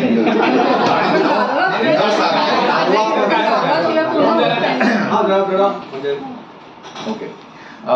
गारवा आणि दुसरा एक मी त्याला रजत बडजातीला आवडण्याचं कारण आणि इतर लोकांना आवडण्याचं कारण पण मी तुम्हाला सांगतो का आवडलं असेल असं एक हे की तोपर्यंत एक विषय, एक गायक, एक संगीतकार, एक कवी, एक तर कविता आणि गाणं हा कॉन्सेप्टच नव्हता. तोपर्यंत जी गाणी तुम्ही म्हटलं तशी अशी गाणी होती. आणि मराठी जो यूथ होता, कॉलेज गोईंग यूथ होता त्या काळातला 98 मधला, तो मराठी गाण्यांच्या पासून खूप दूर गेला होता, कारण गाणीच येत नव्हती चांगली. हा लोक असं म्हणतात, मी अनेक सगळ्या पेपरांमध्ये पण सगळे त्याला आलं होतं की यूथ परत वळला कशामुळे, तर गारवामुळे वळला. आणि हा कॉन्सेप्ट असा होता जो त्यांना भावला असावा की अरे एक कविता येते, मग त्याच्या मागे सगळे पावसाचे इफेक्ट्स येतात, मग त्याच्यापुढे मग गाणे येते, परत दुसरी कविता येते. हा जो कॉन्सेप्ट होता आणि तो सौमित्रचं जे सगळं ते वाचन होतं. आणि तेव्हा ना रेकॉर्डिंग करणं इतकं सोपं नव्हतं. म्हणजे त्या काळामध्ये मी जे हे तुम्हाला माहिती आहे का, हे रेकॉर्डिंग मी 94 आणि 97च्या मध्ये ही सगळी रेकॉर्डिंग केलेली आहे. आणि तेव्हा हे पावसाचे इफेक्ट जमवणं हे आता काय गुगल केलं की तुम्हाला साऊंड मिळतो, पावसाचा आवाज पाहिजे, झऱ्याचा आवाज पाहिजे, ओढ्याचा आवाज पाहिजे, तसं नव्हतं. तेव्हा त्या बीबीसीच्या आणि वेगवेगळ्या अशा सीडीज किंवा असं कलेक्शन घ्यायचं, ते कलेक्शन घ्यायचं. बरं डिजिटल नाही, टेपवर सगळं रेकॉर्डिंग व्हायचं. मग ते कलेक्शन घेऊन त्याच्यामध्ये ते आवाज काढायचे. म्हणजे तुम्हाला माहिती आहे का, हे गारवाचे इफेक्ट्स मी 16 तास फक्त गारवाचे इफेक्ट करण्याकरता स्टुडिओमध्ये खर्च केले. 16 तासामध्ये 4 गाणी रेकॉर्ड होतात. मी फक्त 16 तास या कवितांच्या मागचे इफेक्ट्स करायला खर्च केले. म्हणजे पैसा पण खर्च केला आणि वेळ पण खर्च केलाय. पण ह्या सगळ्या गोष्टींमुळे त्याला एक नाविन्यपूर्ण हा अल्बम आला की पाऊस हा विषय तेवढा कोणी घेतला नव्हता. त्याच्यामध्ये रोमॅन्स आहे, ह्या सगळ्या गोष्टी जुळून आल्या. आणि ते काय जुळून आलं म्हणजे माझं काही कर्तृत्व आहे असं मला वाटत नाही, ते होऊन जातं आपल्या हातनं, तसं ते होतं. आणि म्हणून मग ते गारवाला एक तो फ्लो आहे बघा सगळा, तुम्ही बघितलं तर. ऊन जरा जास्त आहे दरवर्षी वाटतं, ऊन जरा जास्त आहे दरवर्षी वाटतं, भर उन्हात पाऊस थोडा आम्हाला मनात दाट. तरी पावलं चालत राहतात मन चालत नाही, तरी पावलं चालत राहतात मन चालत नाही, घामाशिवाय शरीरामध्ये कोणीच पडत नाही. तितक्यात कुठून एक ढग सूर्यासमोर येतो, उन्हामधला काही भाग पंखांखाली घेतो. वारा उन्हाळ मुलांसारखा सैरा वैरा पळत राहतो, पाना फुलात झाडावरती छपरावरती चढून पाहतो. दुपार टळून सुरू होतो संध्याकाळचा पुन्हा खेळ. पुन्हा मागून चालत येते गार गार कातर वेळ. चक्क चक्क डोळ्यांसमोर ऋतू पूस बदलून घेतो. पावसाआधी ढगांमध्ये कुठून गारवा येतो, कुठून गारवा येतो. ही सौमित्रनी माझ्यापेक्षा खूप अजून चांगली म्हटली आहे, पण सध्या तो नसला की मी पण चान्स घेतो आणि त्याच्या पुढे लगेच ते गाणं येतं. गारवा वरवर भिर भिर भिर पारवा नवा नवा प्रिये नभा नभातही चांदवा नभा नभा गारवा.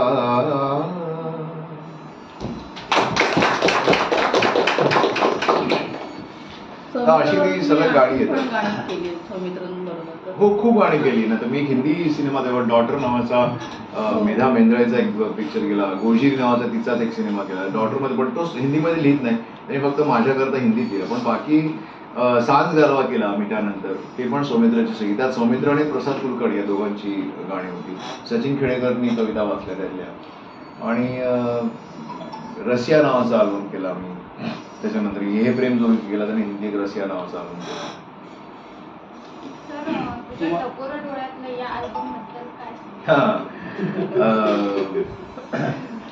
ही गारवा झाल्यानंतर आणि सांज गरवा झाल्यानंतर नागपूरचे कवी आहेत ज्ञानेश वाकुडकर म्हणून, आणि त्यांचं सखे सारणे नावाचं एक पुस्तक आहे. 100 पानांची दीर्घ कविता आहे.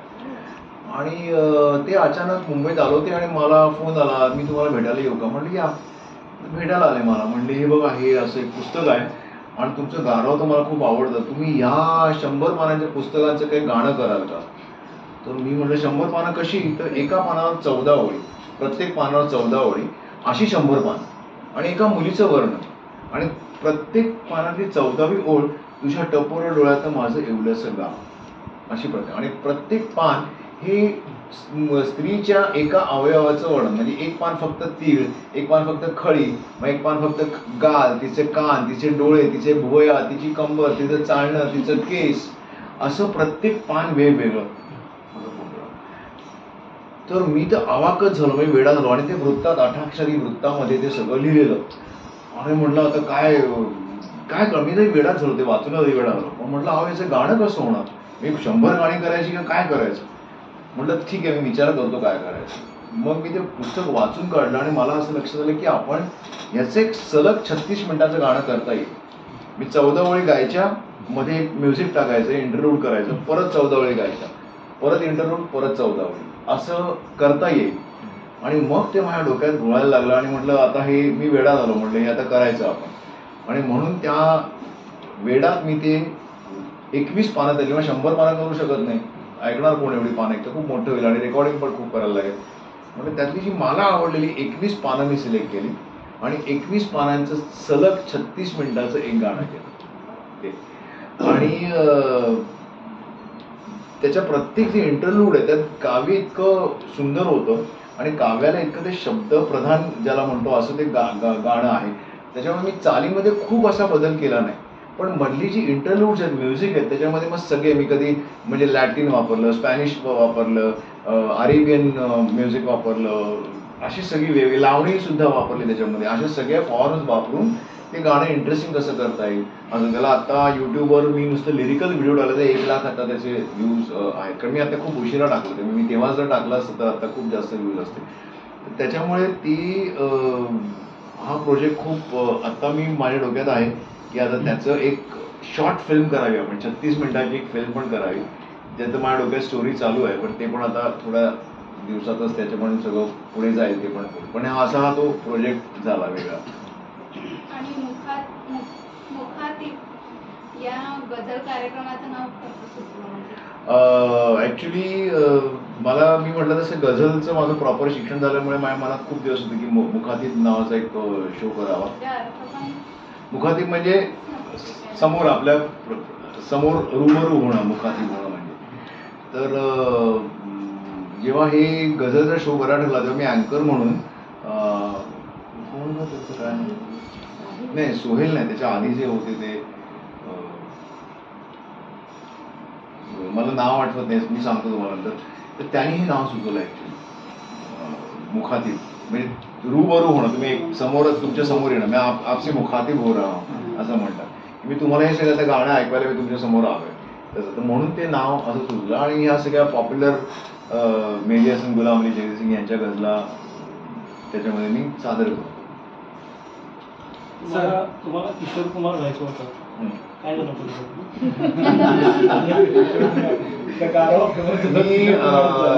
काय झालं, मला किशोर कुमार व्हायचं होतं, पण मला किशोर कुमारच्या आवाजाची नक्कल कधीच करायची नव्हती. त्याच्यामुळे मी ऑर्केस्ट्रामध्ये कधीच नाही गालो. पण तुम्ही जेवढे पण ऑर्केस्ट्रा बघाल त्याच्यामध्ये डिट्टो किशोर कुमार किंवा प्रतीक किशोर कुमार अशी जाहिरात केली जाते आणि त्यांच्या आवाजात गाणी गाली जातात. पण माझ्या मनात होतं की नाही, मला किशोरदांची गाणी गायची आहेत, पण ती माझ्या आवाजात गायची आहेत. आणि त्याच्यामुळे मी आज मुझे कुछ कहना है नावाचा एक शो क्रिएट केला, ज्याच्यावर मी काही बरेच शो, कॉर्पोरेट शो जास्त करतो त्याचे, ते पण शो केले, ज्याच्यामध्ये मी त्यांची गाणी म्हणतो पण माझ्या आवाजात म्हणतो आणि ते लोकांना जास्त भावतं. कारण शेवटी नक्कल केली ती नक्कलच राहणार ना तुम्ही. किशोर, आता मला हे एक माझं भाग्य हे झालं की मी ऑलरेडी मिलेनियल म्हणून माझं लोकांना आवाज माहिती होता आणि मी एस्टॅब्लिश गायक होतो. पण मला एवढंच वाटायचं की किशोरदांसारखं गाता तर कोणाला येणार नाही, कारण ते ज्या स्टाईलनी जो व्हॉइस क्वालिटी होती आणि ज्या फिलिंगनी गायचे गाता येणार नाही. पण आपण त्यांची आवाजाची नक्कल करण्यापेक्षा आपण ते ज्या फिलिंगनी गातात ते फिलिंगची नक्कल करावी.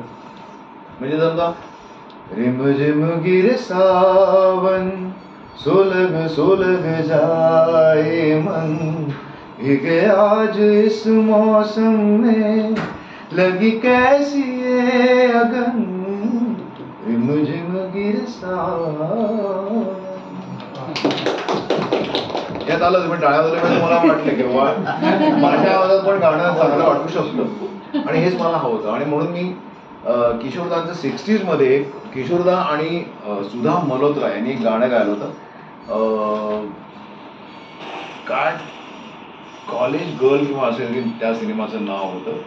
त्यात अतिशय सुरेख गाणं आहे त्यांचं, छोटंसं गाणं आहे, कश्ती का खामोश सफर म्हणून. कश्ती का खामोश सफर है, शाम भी है तन्हाई भी, दूर किनारे पर बजती है लहरों की शहनाई भी, आज मुझे कुछ कहना है, आज मुझे कुछ कहना है, असं ते गाणं आहे. आणि म्हणून मला ते आज मुझे कुछ कहना है हा शब्द खूप आवडला. आणि मग मी एक शो तयार केला ज्याच्यामध्ये किशोरदांनी स्वतःची डायरी लिहिली असती तर काय लिहिलं असतं हे मी मुकेश मास्करांच्याकडनं अख्खं ते लिहून घेतलं. त्यातले प्रसंग खरे सगळे की आणि आरजे दिलीप जो बिग FM अँकर आहे तो ती डायरी वाचतो. तो डायरी उघडतो म्हणतो की आज मैं, तो चलिए पढ़ते हैं किशोरदा अगले पन्ने में क्या कहते हैं. किशोरदा म्हणतात आज मैं सुबह पंचमदा का रेकॉर्डिंग करके आया. आणि मग त्या रेकॉर्डिंग मध्ये काय घडलं हा किस्सा खरा आहे पण ती डायरी इमॅजिनरी. आणि असं ते अख्खं 20 गाण्यांचा मी तो शो डेव्हलप केला ज्याच्यामध्ये मी त्यांचा प्रवास किशोरदांचा उघडत जातो आणि त्याच्यामध्ये ही गाणी मी सादर करतो आणि ती डायरी वाचली जाते. सगळी गाणी तुम्हीच? हो मी अर्थातच. मी कोणाला म्हणू देत नाही. तुम्ही कधी डुडलिंग ट्राय केलं का तुमच्या स्वतःच्या गाण्यात? हो हो, माझं कॉलेजमध्ये मला किशोरदांची गाणी म्हणायचो ऑर्केस्ट्रा जेव्हा कॉलेजचं अॅन्युअल गॅदरिंग असेल करून पण टाका आणि ते आता आलंच. त्यामुळे किशोरदांचं तेव्हा पण एक गाणं होतं ते फार फेमस होतं जे मी कॉलेजमध्ये फेमस केलं. तुम्हाला कदाचित माहिती असेल किंवा माहिती नसेल. आणि त्या गाण्यामुळे मला कॉलेजमध्ये लोक सुरमा म्हणून हाक मारायचे आणि ते गाणं सुरमा विषयी होतं. सुरमा मेरा निराला आंखों में जिसने डाला जीवन हुआ उजाला वो है कोई नजर वाला वो है कोई नजर वाला उब्रुम ब्रुम ब्रुम हले सुमली और टिरडिरडी इडुरुडुडु.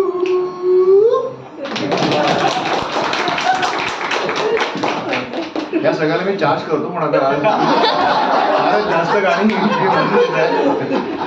सर तुम्हाला एकंदरीत तुमच्या प्रवासात तुम्हाला तुमच्या गाण्यांना प्रचंड लोकप्रियता मिळाली. एक प्रस्थापित नाव म्हणून तुमच्याकडे आता पाहिलं जातं.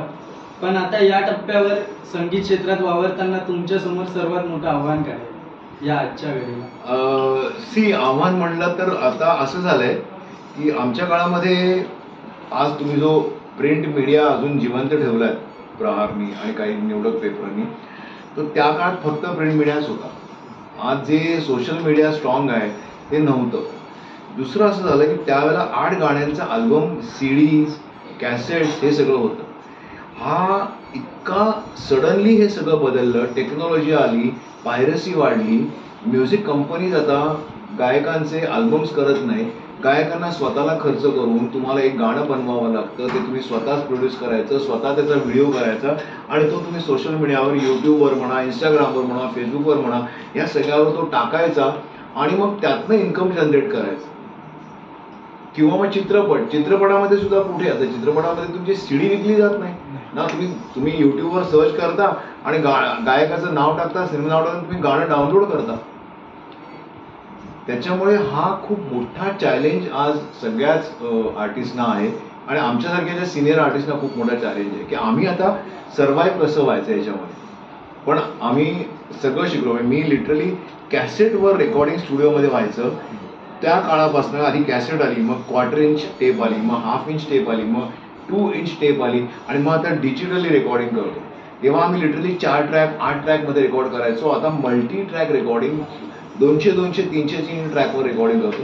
पण मला असं वाटतं की मी खूप लकी आहे, खूप भाग्यवान आहे की हा सगळा जो टेक्नॉलॉजीचा प्रवास आहे तो आम्हाला अनुभवता आला आणि आम्ही त्याला कोपअप होऊ शकलो. आम्ही ते आज मला डिजिटल रेकॉर्डिंग करता येतं. आज मी त्या स्टाईलनी पण गाणं पण म्हणू शकतो, त्या स्टाईलने रेकॉर्डिंग पण करू शकतो आणि ते समजून घेऊ शकतो. ही आमची पिढी ही खूप भाग्यवान आहे.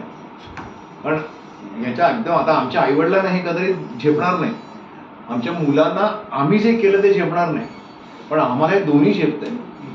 ते आम्ही डिजिटली पण तेवढेच आज माझ्या मुलाच्या बरोबर मी युट्यूबवर माझं पण इन्स्टा पेज आहे, माझ्या मुलाचं पण इन्स्टा पेज आहे, दोघांचं. ते आम्ही करू शकतो. ही आमची भाग्यवान पिढी आहे असं मला वाटतं.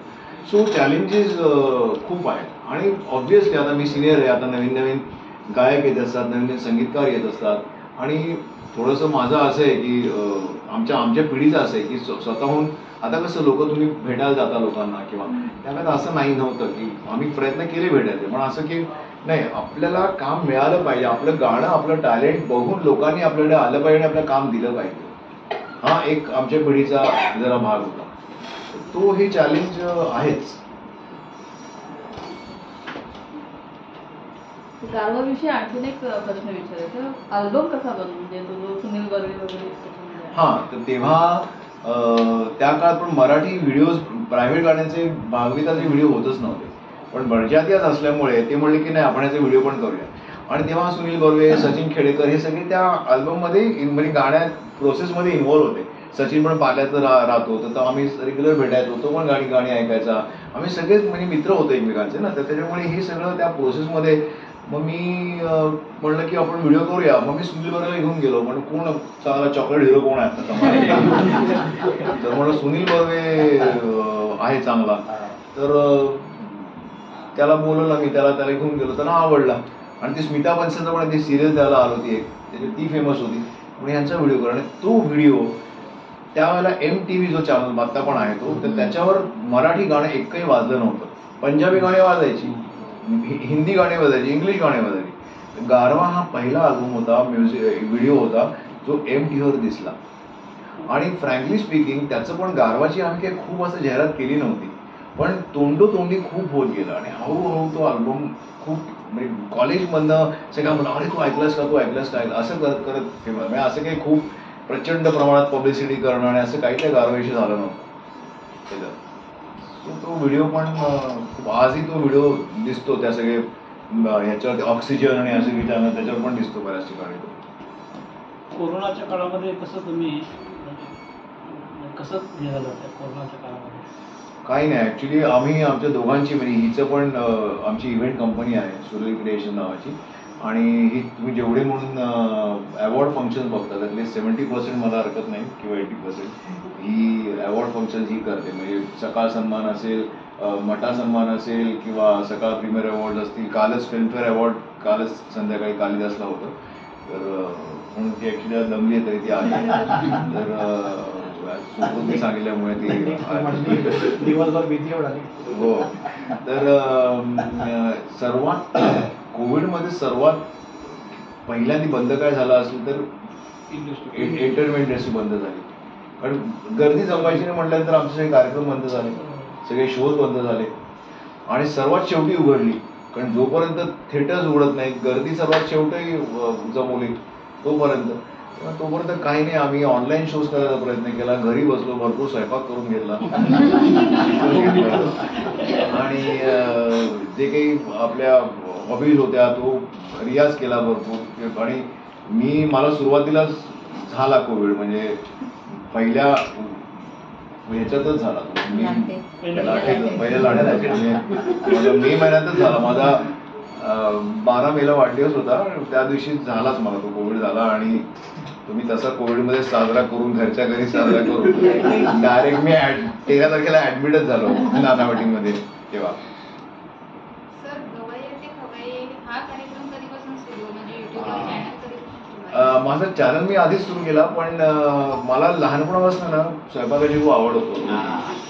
म्हणजे आता सांगायला हरकत नाही की मी जेव्हा, म्हणजे मी नोकरी कधी केलीच नाही, अगदी 6 महिने मी सुरुवातीला केली होती कधीतरी लग्नाच्या आधी.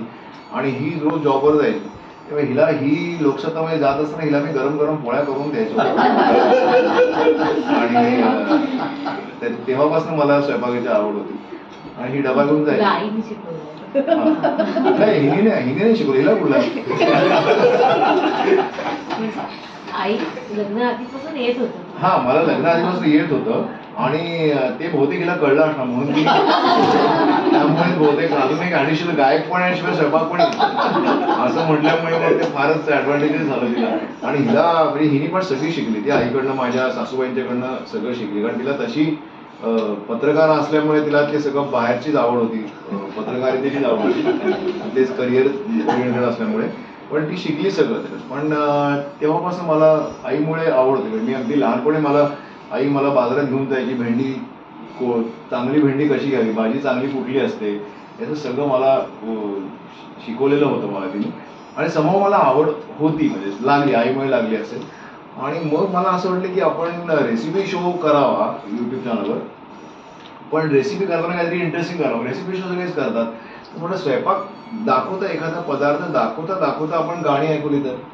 आणि असं म्हणून ते गवैया ते खवैया, मी गवैया पण आहे आणि मी खवैया पण आहे. आणि असं म्हणून तो शो मी सुरू केला. त्याचे जवळजवळ 24 हिंदीमध्ये एपिसोड केले आणि 24 मराठीमध्ये एपिसोड केले. त्याच्यामध्ये मी मस्त 10 मिनिटाचा एपिसोड, त्यात एक सोपा पदार्थ दाखवायचा आणि मी एखाद्या ट्रिव्हिया, म्हणजे कधी किशोरदांबद्दल बोलायचं, कधी बाबूजींबद्दल बोलायचं, कधी एखाद्या चित्रपट घ्यायचा त्याच्याविषयी बोलायचं, एखादा संगीतकार घ्यायचा त्याच्याविषयी बोलायचं. असा पर एपिसोड तुम्ही जरूर तो बघा आणि माझा युट्यूब चॅनल सबस्क्राईब करा, लाईक करा. हे वाक्य आली प्रत्येकाने बोलावं लागलं, तुला कळलं ना, आम्ही कोप करू शकतो. बनवले का नवीन पदार्थ आहे का, म्हणजे तुम्हीच बनवले स्वतः? हो, आहेत ना. त्याच्यामध्ये ते तुम्ही बघा, तुम्ही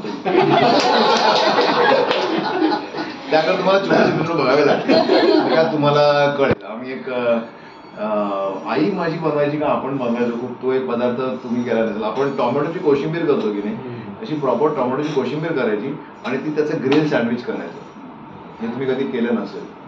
त्याच्यात कांदा टोमॅटोची कोशिंबीर, त्यात खोबरं घालायचं, कोथिंबीर घालायची, थोडीशी मिरची कापून घालायची, असं सगळं छान ते मिश्रण करायचं. थोडं चीज असलं तर चीज घालायचं, नसलं तरी चालतं.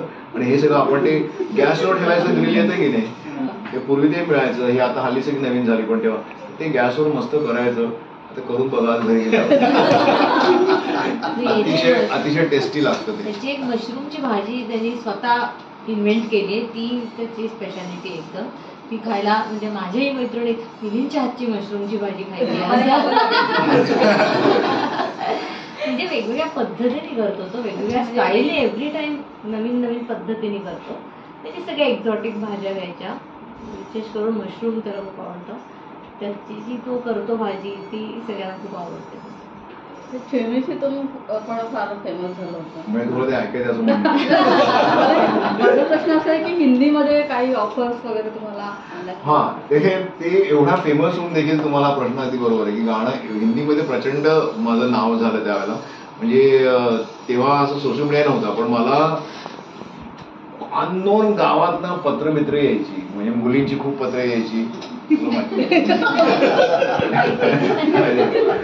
दिल्लीहून पत्र, इकडनं पत्र, इकडनं पत्र, प्रचंड प्रमाणात होते. आणि मग मला असं वाटलं की मला संगीतकार खरं व्हायचं नव्हतं, पण हे छुईमुई आणि ह्याच्यामध्ये माझं संगीतकार आणि गायक असं दोन्ही नाव होतं. मला गायकच व्हायचं होतं, तरी सुद्धा हे रिलीज झाल्यानंतर मला काही असं इच्छा नव्हती. आणि म्हणून मी त्यावेळेतल्या सगळ्या एस्टॅब्लिश संगीतकारांना भेटायला सुरुवात केली. कसं की बरीच नावं होती तेव्हा, आनंद मिलिंद होते किंवा खूप लोक होते तेव्हा. आणि म्हणजे सुरुवातीला मी भेटलोच होतो, त्यानंतर परत एकदा म्हटलं आता नाव झालंय, आपण भेटावं. तर तेव्हा सगळ्यांचा डायरेक्टली इनडायरेक्टली फीडबॅक होते की अरे हे तो कंपोजर आहे, आता संगीतकार आहे, म्हणजे उद्या जाऊन हा आपलं संगीतकार पण व्हायला लागला तर आपल्या पोटावर पाहिजे. अशा दृष्टीने मला खूप लोकांनी रिजेक्ट केलं.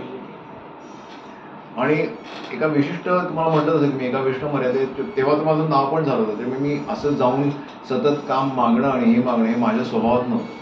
आणि त्यामुळे ठरवलं की नाही, आपण जे काही आत्ता मी जे काही म्हणजे माझं छुईमुई आलंय, गारवा आलंय, माझं अजून सोनी म्युझिकचा आर्टिस्ट झालो मी त्याच्यामुळे, आणि जे काही लाईव्ह शोज करायला लागलो, आणि जे काही मी आत्ता करतोय, जे काही मी मानाने मिळवलंय तेवढंच मला पाहिजे.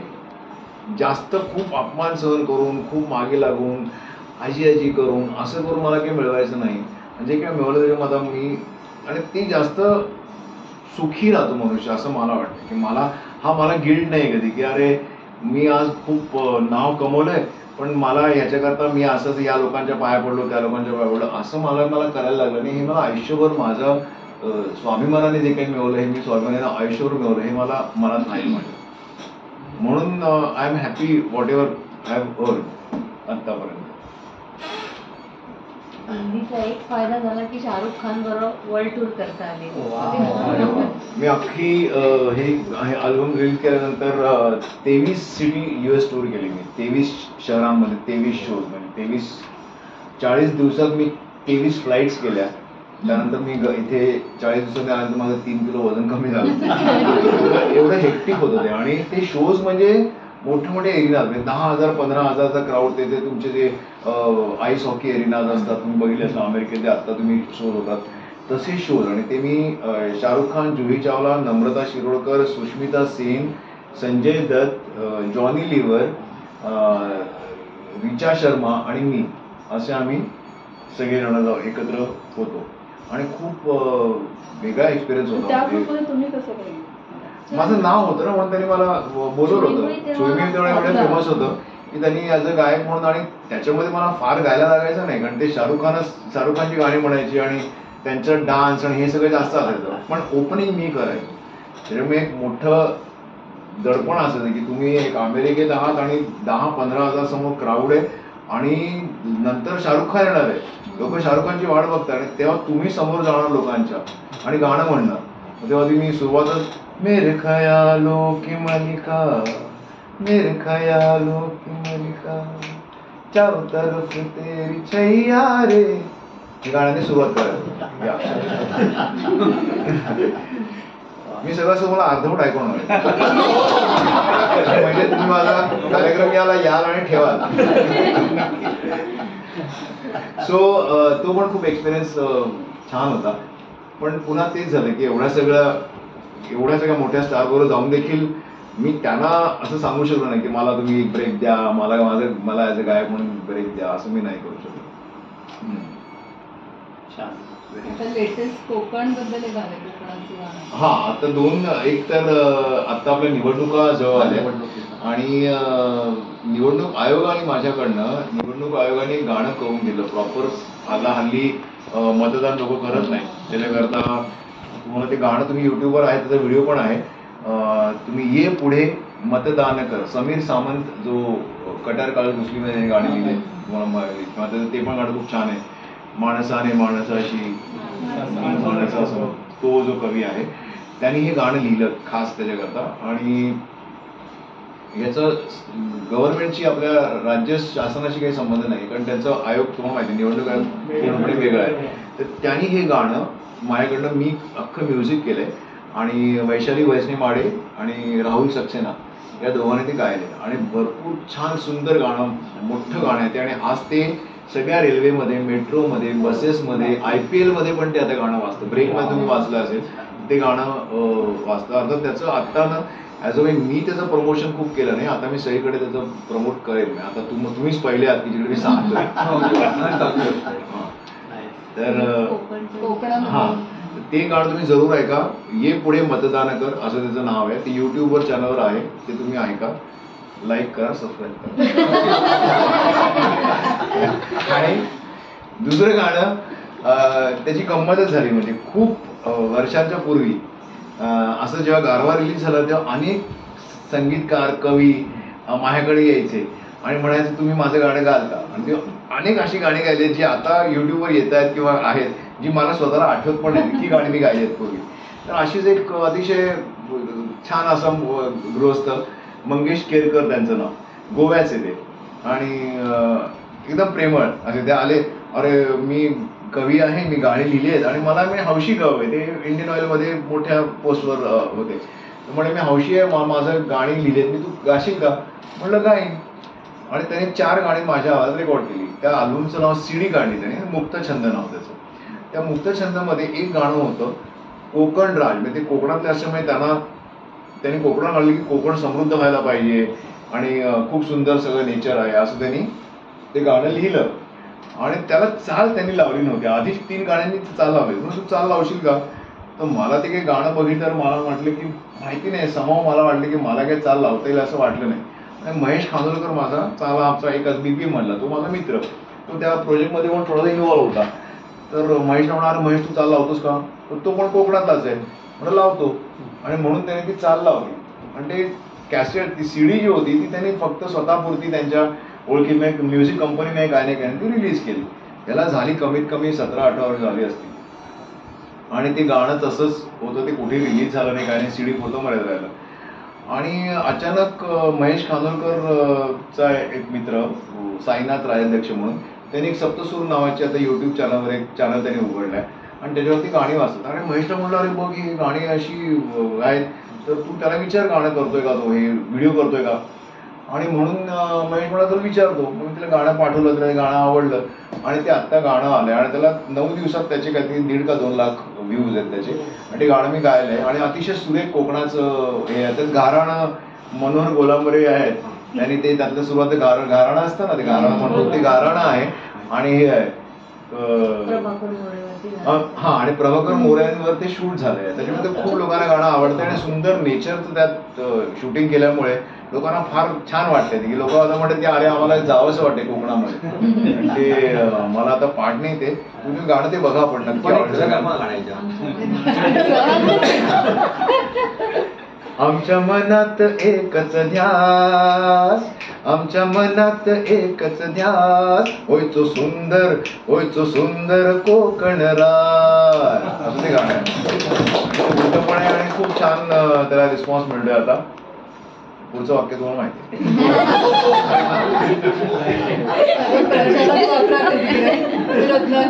हो, आता ते चाललंय आमचं कदाचित होईल, म्हणजे प्रचारात नाही पण कोकण टुरिझम आहे किंवा काय, त्याच्याकडे गाणं इतकं सुंदर आहे आणि इतकं छान लिहिलंय ते गाणं की काय.